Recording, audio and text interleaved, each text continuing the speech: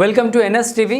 నేను రాజీవ్. ముందుగా హెడ్లైన్స్ చూద్దాం. అమెరికన్ సామ్రాజ్యవాద విస్తరణ ఆయుధ వ్యాపార దోపిడీలో భాగంగానే ఇరాన్పై దాడి చేసిందని, యుద్ధాన్ని తక్షణమే ఆపి ప్రపంచంలో శాంతిని నెలకొల్పాలని సిపిఐ జిల్లా కార్యదర్శి విలాస్, సిపిఎం జిల్లా నాయకులు ఫయసుద్దీన్, మాస్లైన్ జిల్లా కార్యదర్శి కె రాజన్న, న్యూ డెమోక్రసీ జిల్లా కార్యదర్శి జె రాజు డిమాండ్ చేశారు. మంగళవారం నిర్మల్ జిల్లా కేంద్రంలోని ఆర్డీఓ కార్యాలయం వద్ద వామపక్షాల ఆధ్వర్యంలో నిరసన తెలియజేశారు.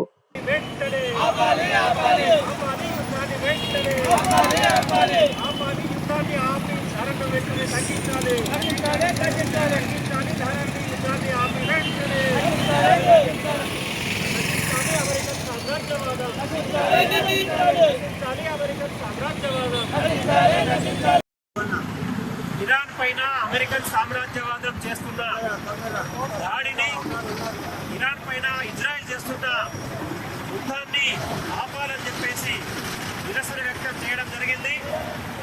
ప్రపంచవ్యాప్తంగా అమెరికన్ సామ్రాజ్యవాదం తన ఆయుధ వ్యాపారం కోసం, ప్రపంచ ఆధిపత్యం కోసం దేశాలపైన, ఒక దేశం పైన ఇంకో దేశాన్ని యుద్ధాలకు దింపుతూ తనను పబ్బం గడుపుకుంటూ ఈరోజు ప్రపంచ పెద్దగా వివరించాలని చెప్పేసి చూస్తూ ఉండడం వల్లనే ఈరోజు ప్రపంచంలో యుద్ధాలు జరుగుతూ ఉన్నాయి.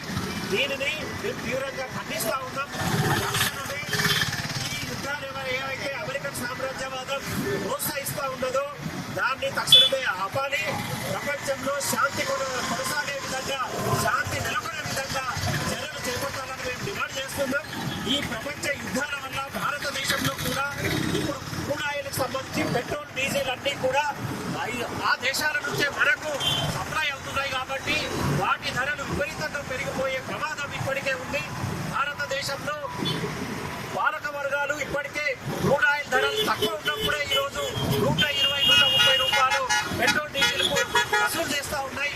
నిత్యావసరాల వస్తువుల ధరలు కూడా విపరీతంగా పెరుగుతూ ఉన్న సందర్భంలో యుద్ధం కనుక ఇట్లనే కొనసాగితే రేపు పెట్రోల్, డీజిల్ ధరలు 150 రూపాయలకు, అలాగే ఇతర నిత్యావసరాల ధరలు కూడా విపరీతంగా పెరిగి సామాన్యులు ఇబ్బందులు పడే పరిస్థితి వస్తుంది. కాబట్టి తక్షణమే భారతదేశ ప్రజలు అందరూ కూడా దీని మీద స్పందించాలా.